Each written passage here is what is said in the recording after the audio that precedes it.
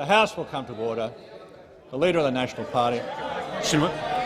My question without notice is to the Prime Minister, who has lost the real plot. Member for Fisher. I ask, does the fact that almost 80,000 people... Order. The House will come to order.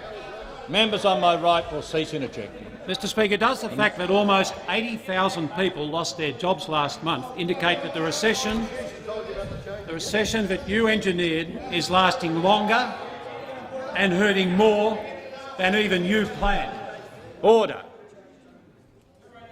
Mr Speaker, my question to the Prime Minister, will you now admit that your previous statement that the recession was over long ago was grossly misleading, given the continuing hardship and the misery that millions of Australian families are facing this Christmas solely as a result of your inadequate policies?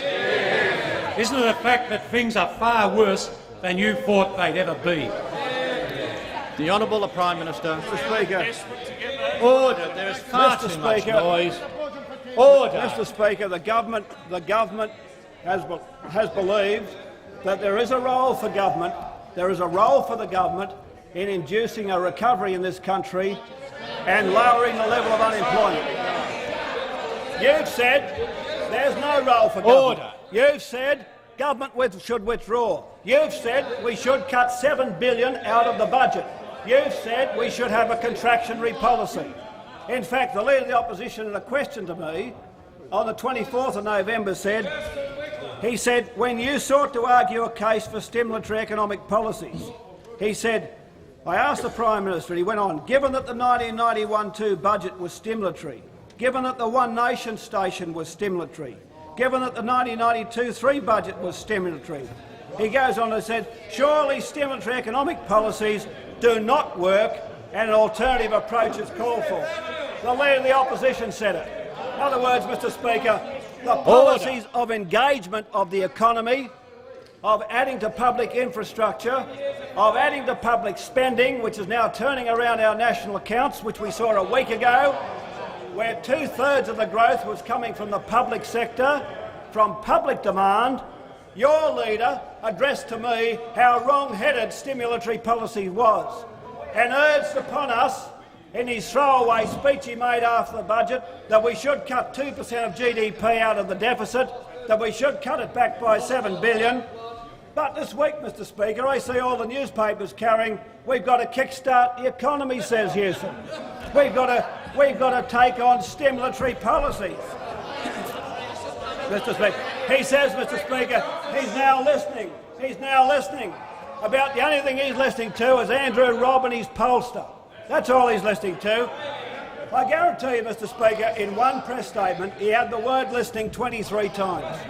23 times. Listening. He's listening everywhere. Listening. Gooey, gooey. He's listening. Hearing voices. Hearing voices. But, Mr Speaker, you know whose voices they are? His pollsters' voices. His federal directors' voices. Order. They're the voices he's listening to. And he's now basically saying, now, Mr Speaker, that he thinks he can deliver the government's policies better.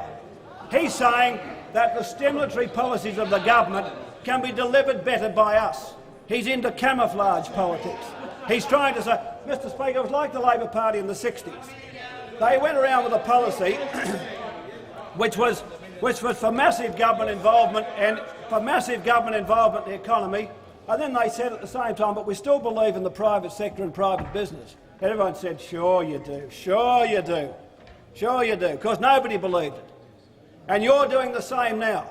You're saying, look, we believe now in stimulatory policies. We believe in putting our arm out to help people. We believe in giving people a fair go. And people are saying, sure you do.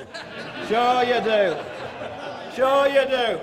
The truth is, Mr Speaker, if the Leader of the Opposition has to move to the government's policies, I say to the Australian public, let the party that believes in those policies put them and keep them into action. And don't take some shabby alternative that doesn't believe in them, who wants to then pick up lines from the government about stimulatory policies, about caring, about listening to people, when they were prepared to throw people on unemployment benefits off after 9 months, when the shadow spokesman for Social Security called the unemployed riffraff, when the member for Mayo was talking about pulling back, leaning out a caring arm, when there was no care or compassion in him for the last year after the presentation of Fight Back.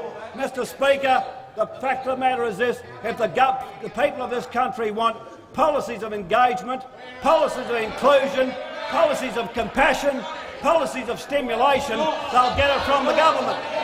And they shouldn't go to this puny alternative who now seeks to introduce the government's policies. Before I